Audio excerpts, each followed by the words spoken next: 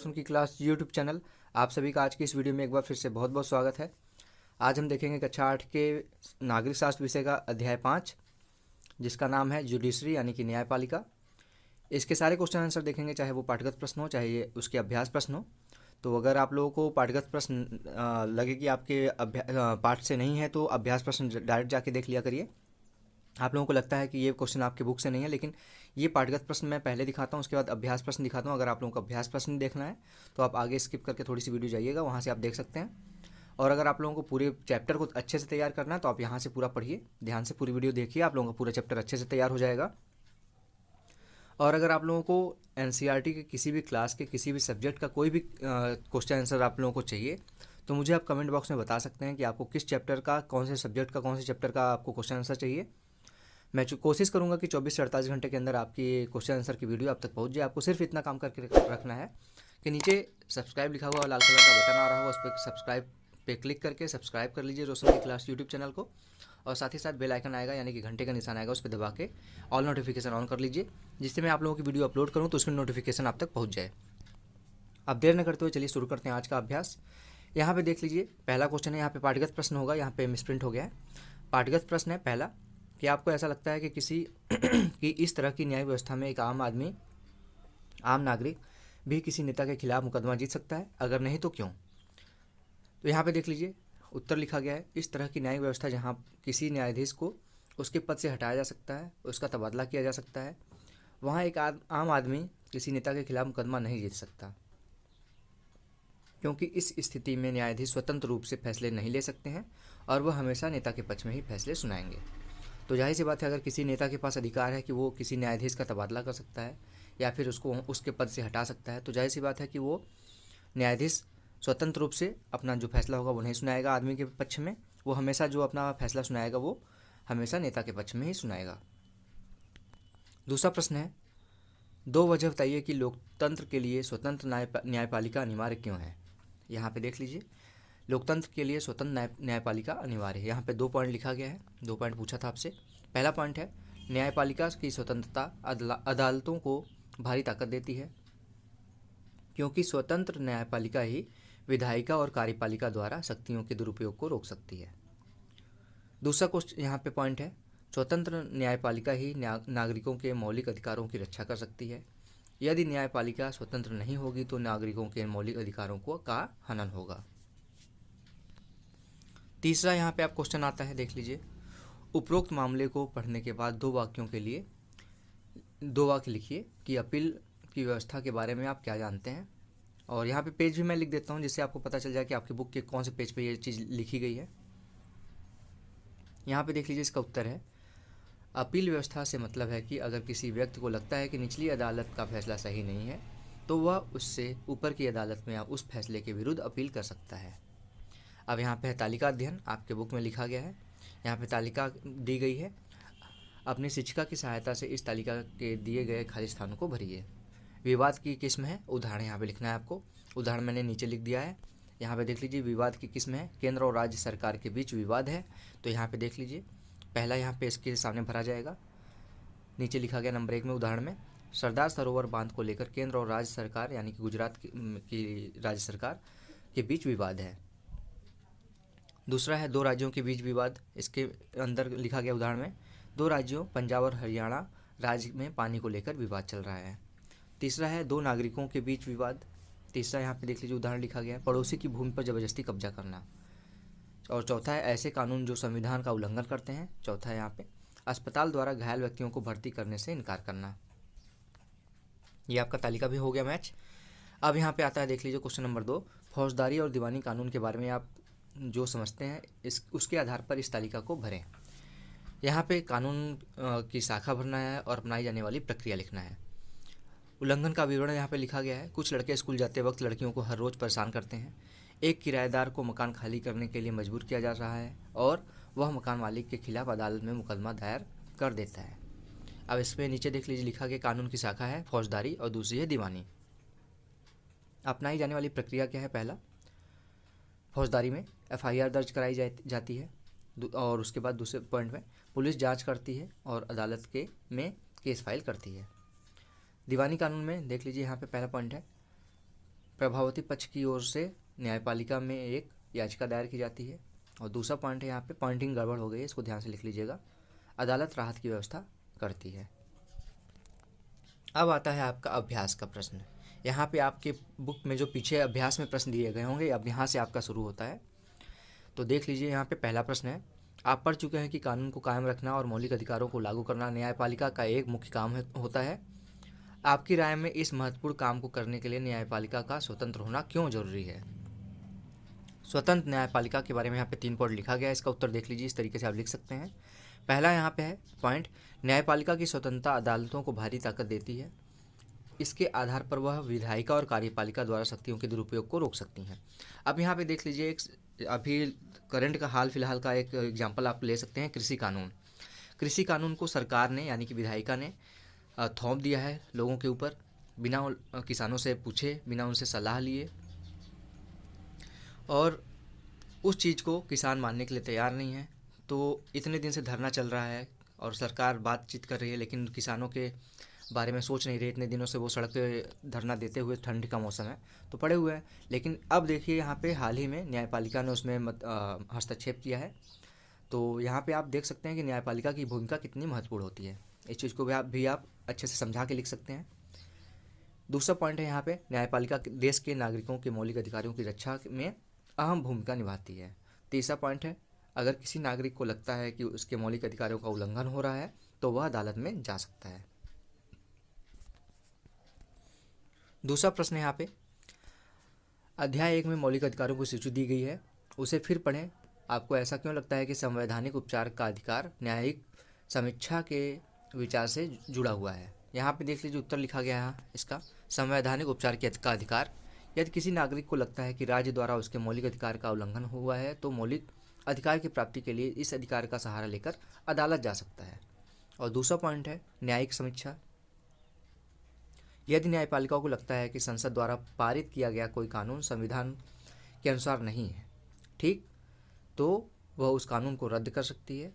इसे न्यायिक समीक्षा कहा जाता है। इस प्रकार हम कह सकते हैं कि संवैधानिक उपचार का अधिकार न्यायिक समीक्षा से जुड़ा हुआ है, क्योंकि संवैधानिक उपचार के अंतर्गत न्यायालय कानून को रद्द कर सकता है। ठीक है, अब आप समझ गए होंगे दूसरे क्वेश्चन का आंसर। अब तीसरा क्वेश्चन यहाँ पे देख लीजिए, नीचे तीनों स्तर के न्यायालय को दर्शाया गया है। प्रत्येक के सामने लिखिए कि उसे न्यायालय ने सुधा गोयल के मामले में क्या फैसला दिया था। अपने जवाब को कक्षा के अन्य विद्यार्थियों द्वारा दिए गए जवाबों के साथ मिलाकर देखें। अब यहाँ पे देख लीजिए, यहाँ पे आपको पता है इस तरीके से न्यायालय व्यवस्था है। निचली अदालत है, उच्च अदालत है, उसके बाद सबसे ऊपर है सर्वोच्च न्यायालय। उत्तर यहाँ पे लिखा गया सर्वोच्च न्यायालय। यहाँ पे लक्ष्मण और उसकी माँ शकुंतला को दोषी पाया गया और उम्र कैद की सजा सुनाई। सुभाष चंद्र के खिलाफ पर्याप्त सबूत नहीं थे, इसलिए उसे दोषमुक्त कर दिया गया। दूसरा है उच्च न्यायालय, सुधा की मौत एक दुर्घटना थी क्योंकि तीनों के विरुद्ध पर्याप्त सबूत नहीं। लक्ष्मण, शकुंतला और सुभाष चंद्र तीनों बरी कर दिए गए। और निचली अदालत है, लक्ष्मण, उसकी माँ शकुंतला और सुधा के ज्येष्ठ सुभाष को दोषी करार दिया और तीनों को मौत की सजा सुनाई। तो यहाँ पे आपको सबसे पहले निचली अदालत लिखना है, फिर उच्च न्यायालय लिखना है, फिर उसके ऊपर सबसे ऊपर सर्वोच्च न्यायालय लिखना है। ठीक है, पहले आप निचली अदालत में आप अपील करते हैं, फिर उसके बाद उच्च न्यायालय में करते हैं। उसमें अगर आप उसके निर्णय से भी संतुष्ट नहीं हैं तो सर्वोच्च न्यायालय जाते हैं आप। चौथा क्वेश्चन है, सुधा गोयल मामले को ध्यान में रखते हुए नीचे दिए गए बयानों को पढ़िए। जो वक्तव्य सही है उन पर सही का निशान लगाइए और जो गलत है उनके सामने उनको ठीक करिए। ठीक है, क है, आरोपी इस मामले को उच्च न्यायालय लेकर गए क्योंकि वे निचली अदालत के फैसले से सहमत नहीं थे। ठीक है, अभी मैंने जो आपको बताया, तो क्या ये सही है? तो बिल्कुल सही है, ये कथन सत्य है। ख है, वे सर्वोच्च न्यायालय के फैसले के खिलाफ उच्च न्यायालय में चले गए। तो बिल्कुल गलत है ये, क्योंकि अभी मैंने बताया कि पहले आप निचली अदालत जाएंगे, फिर उच्च न्यायालय जाएंगे, फिर सर्वोच्च न्यायालय जाएंगे। ऐसा नहीं होगा कि सर्वोच्च न्यायालय कोई फैसला दे दिया तो उसके फैसले को आप निचली अदालत में या फिर उच्च न्यायालय में आप नहीं उसका कर सकते हैं, उसके लिए अपील नहीं कर सकते। अगर उच्च न्यायालय उसको गलत फैसला लगता है, उच्च न्यायालय ने गलत फैसला किया है, तो सर्वोच्च न्यायालय जा सकते हैं। लेकिन सर्वोच्च न्यायालय ने अगर कोई फैसला सुना दिया तो उसके लिए अपील फिर से उच्च न्यायालय में नहीं कर सकते, आप ऊपर से नीचे नहीं आ सकते। ग है, अगर आरोपी सर्वोच्च न्यायालय के फैसले से संतुष्ट नहीं है तो दोबारा निचली अदालत में जा सकते हैं। तो देख लीजिए, यह बिल्कुल गलत है। देख लीजिए ग, निचली अदालत के फैसले से के खिलाफ उच्च न्यायालय में चले जा सकते हैं, लेकिन ऊपर से नीचे नहीं आ सकते। सर्वोच्च न्यायालय यहाँ पे लिखा भी गया है, सर्वोच्च न्यायालय देश की सबसे ऊपरी अदालत है, इसके फैसले के खिलाफ निचली अदालत में नहीं जाया जा सकता है। अब आपका आता है 5वां प्रश्न। यहाँ पे आपको ऐसा क्यों लगता है कि 1980 के दशक में शुरू की गई जनहित याचिका की व्यवस्था सबको इंसाफ दिलाने के लिहाज से महत्वपूर्ण कदम थी? अब यहाँ पे जनहित याचिका है, यहाँ पे पहला पॉइंट, 4 पॉइंट यहाँ पे है, बारी बारी से इसको देख लेते हैं। इसके द्वारा सर्वोच्च न्यायालय ने न्याय तक ज़्यादा से ज़्यादा लोगों की पहुँच स्थापित करने का प्रयास किया।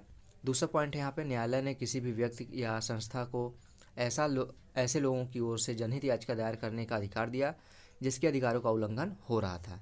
तीसरा पॉइंट है, यह याचिका उच्च न्यायालय या सर्वोच्च न्यायालय के दायर की जा सकती है। ठीक है, अब जनहित याचिका जो है देख लीजिए, यहाँ पे आपको इस चीज़ को ध्यान रखना है कि ये उच्च न्यायालय और सर्वोच्च न्यायालय में ही दायर की जा सकती है। और चौथा पॉइंट है, अब सर्वोच्च न्यायालय या उच्च न्यायालय के नाम भेजे गए पत्र या तार, जिसको टेलीग्राम कहते हैं, को भी जनहित याचिका माना जा सकता है। ये 5वां क्वेश्चन हो गया। अब 6वां क्वेश्चन है, काफ़ी अच्छा क्वेश्चन है ये। ओल्गा टेलिस बनाम बम्बई नगर निगम मुकदमे में दिए गए फैसले के अंशों को दोबारा पढ़िए। इस फैसले में कहा गया कि आजीविका का अधिकार जीवन के अधिकार का हिस्सा है। अपने शब्दों में लिखिए कि इस बयान से जजों का क्या मतलब था। उत्तर देख लीजिए, यहाँ पर लिखा गया है आजीविका का अधिकार जीवन के अधिकार का हिस्सा। 4 पॉइंट यहाँ पे भी लिखा गया। पहला पॉइंट है, कानून के द्वारा तय की गई प्रक्रिया जैसे मृत्यु दंड देने और उसे लागू करने के अलावा और किसी तरीके से किसी की जान नहीं ली जा सकती। ठीक। दूसरा यहाँ पे पॉइंट है, जीवन के अधिकार का इतना ही महत्वपूर्ण पहलू आजीविका का अधिकार भी है। कोई भी व्यक्ति आजीविका के बिना जीवित नहीं रह सकता। और तीसरा पॉइंट है, इस मुकदमे में याचिकाकर्ता झुग्गियों और पटरियों में रहते हैं और उन्हें वहां से हटाने की मांग की जा रही थी। और चौथा पॉइंट है, अगर उन्हें झुग्गियों या पटरी से हटा दिया जाए तो उनका रोजगार भी खत्म हो जाएगा, वे अपनी आजीविका से हाथ धो बैठेंगे। इस प्रकार वे जीवन के अधिकार से वंचित हो जाएंगे। सिंपल सी बात है। 7वां क्वेश्चन है, इंसाफ में देरी यानी इंसाफ का कत्ल, इस विषय पर एक कहानी बताइए। उत्तर यहाँ पे देख लीजिए, लिखा गया है इंसाफ में देरी यानी इंसाफ का कत्ल, हासिमपुरा हत्याकांड। यहाँ पे देख लीजिए, इसको भी 4 पॉइंट में बताया गया है। हासिमपुरा उत्तर प्रदेश में पीएसी की हिरासत में 22 मई 1987 को 43 मुसलमानों की हत्या कर दी गई। उनके परिवार पिछले 20 साल से न्यायिक संघर्ष कर रहे हैं न्याय के लिए। दूसरा यहाँ पे है पॉइंट, इस हत्याकांड में मुकदमा शुरू होने में जो इतना विलम्ब हुआ उसके कारण सितंबर 2002 में सर्वोच्च न्यायालय ने यह मामला उत्तर प्रदेश से दिल्ली स्थानांतरित कर दिया। तीसरा यहाँ पे है इसके बाद का पॉइंट, यह मुकदमा अभी भी चल रहा है। इसमें प्रोविजनल आर्ड कांस्टेब्यूलरी यानी कि पीएससी जिसको कहते हैं कि 19 लोगों पर हत्या और अन्य आपराधिक मामलों के आरोपों में मुकदमा चल रहा है। और चौथा है, इस मुकदमे में 2007 तक केवल 3 गवाहों के ही बयान दर्ज किए गए हैं। तो जाहिर सी बात है, सोच लीजिए 1987 में ये घटना घटी और अभी तक 2007 तक ये जो लिखा गया है सिर्फ 3 लोगों के बयान दर्ज किए गए हैं। तो यानी कि 20 साल का समय हो गया और इतनी देरी में अगर किसी को मिलेगा इंसाफ, तो इंसाफ लेने वाला समझ रहे हैं ना कि 1987 का इंसाफ अगर 2007 तक नहीं मिला तो वो इंसाफ में देरी ही है और इस तरीके से इंसाफ की हत्या हो रही है। आपका क्वेश्चन यही था, इंसाफ का कत्ल हो रहा है। अब 8वां क्वेश्चन है, देख लीजिए। एनसीईआरटी पाठ्यपुस्तक पेज 65 के शब्द संकलन में दिए गए प्रत्येक शब्द के वाक्य बनाइए। उत्तर यहाँ पे बरी करना पहला, सर्वोच्च न्यायालय ने सुधा गोयल केस में सुभाष चंद्र को सबूत के अभाव में बरी कर दिया। अपील करना, आरोपियों ने अधीनस्थ न्यायालय के फैसले के खिलाफ उच्च न्यायालय में अपील दायर की। तीसरा मुआवजा है वर्ड, न्यायालय पीड़ित पक्ष के लिए मुआवजा देने का आदेश दे सकता है। बेदखली, इसके बारे में देख लीजिए, लिखा गया रेलवे स्टेशन के पास झुग्गियों में रहने वालों को अदालत ने वहां से बेदखल कर दिया। और 5वां है उल्लंघन, यदि किसी नागरिक को लगता है कि किसी व्यक्ति या राज्य द्वारा उसके मौलिक अधिकारों का उल्लंघन हुआ है तो अदालत में जा सकता है। अब 9वां क्वेश्चन है, यह पोस्टर भोजन अधिकार अभियान द्वारा बनाया गया है। आपके बुक में ये पोस्टर लिखा गया है, भूख से मौत जिम्मेदार कौन, इसके बारे में आप पढ़ लीजिएगा उसमें। इसमें नीचे इसका उत्तर दिया गया है। मैं सीधे इसके उत्तर पे आता हूँ। इस पोस्टर को पढ़कर भोजन के अधिकार के बारे में सरकार के दायित्व की सूची बनाइए। इस पोस्टर में कहा गया है कि भूखे पेट भरे गोदाम नहीं चलेगा, नहीं चलेगा। इस वक्तव्य को जो पाठ्य पुस्तक है आपकी, उसकी पेज नंबर 61 पर भोजन के अधिकार के बारे में चित्र से निबंध मिलाकर देखिए। उत्तर यहाँ पे है सरकार के दायित्व प्रत्येक नागरिक को भोजन उपलब्ध कराना। दूसरा पॉइंट है यह सुनिश्चित करना कि किसी भी व्यक्ति को भूखा ना सोना पड़े। तीसरा पॉइंट है भूख की मार सबसे ज़्यादा झेलने वाले जैसे बेसहारा, बुजुर्ग, विकलांग, विधवा आदि पर सरकार की विशेष ध्यान देना चाहिए सरकार को। और चौथा पॉइंट है सरकार द्वारा यह भी सुनिश्चित किया जाना चाहिए कि कुपोषण एवं भूख से किसी की मृत्यु ना हो। दूसरा यहाँ पे है राजस्थान और उड़ीसा में सूखे की वजह से लाखों लोगों के सामने भोजन का भारी अभाव पैदा हो गया था, जबकि सरकारी गोदाम अनाज से भरे थे। इस स्थिति को देखते हुए people's union for civil literature यानी कि PUCL नामक संगठन ने सर्वोच्च न्यायालय में जनहित याचिका दायर की। याचिका में कहा गया कि संविधान के अनुच्छेद 21 में दिए गए जीवन के मौलिक अधिकारों में भोजन का अधिकार भी शामिल है। राज्य की इस दलील को भी गलत साबित कर दिया गया कि उसके पास संसाधन नहीं है, क्योंकि सरकार के गोदाम अनाज से भरे हुए थे। सर्वोच्च न्यायालय ने सरकार को आदेश दिए कि नए रोजगार पैदा करें, राशन की सरकारी दुकानों के माध्यम से सस्ती दर पर अनाज उपलब्ध कराएं और बच्चों को स्कूल में दोपहर भोजन उपलब्ध कराया जाए। तो ये पूरा आपका आज का चैप्टर का पूरा क्वेश्चन आंसर हो गया। आशा करता हूँ आप लोगों को पूरे क्वेश्चन आंसर समझ में आ गए होंगे। मैंने कोशिश किया है कि जल्दी से जल्दी आप लोगों को क्वेश्चन आंसर समझा सकूँ अपने शब्दों में, क्योंकि अगर मैं धीरे धीरे समझाता तो काफ़ी बड़ी वीडियो हो जाती, तब पर भी ये 15 मिनट के आसपास की वीडियो हो गई होगी। और आशा करता हूँ कि आप लोगों को आज की वीडियो पसंद आई है। अगर पसंद आई तो प्लीज़ इस वीडियो को लाइक ज़रूर करिएगा दोस्तों। आपके एक लाइक से मुझे मोटिवेशन मिलता है और मैं आप लोगों की वीडियो और जल्दी से जल्दी बनाने की कोशिश करता हूँ। और अगर अपने दोस्तों के साथ भी इस वीडियो को शेयर कर सकते हैं, अगर उनको भी NCERT के किसी भी चैप्टर के, किसी भी सब्जेक्ट के, किसी भी टॉपिक के क्वेश्चन आंसर चाहिए तो उनके साथ भी शेयर कर सकते हैं। और मुझे बता सकते हैं कि आप लोगों को इसके अलावा अन्य किस सब्जेक्ट का, NCERT के किस क्लास के किस सब्जेक्ट का क्वेश्चन आंसर चाहिए।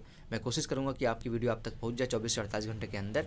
उसके लिए सिर्फ आपको इतना काम करके रखना है कि रोशन की क्लास यूट्यूब चैनल को सब्सक्राइब करके रखना है और साथ ही साथ बेल आइकन को दबा के रखना है। तो फ्रेंड्स, मिलते हैं नेक्स्ट वीडियो में, तब तक के लिए आप लोगों का बहुत बहुत धन्यवाद। जय हिंद, वंदे मातरम।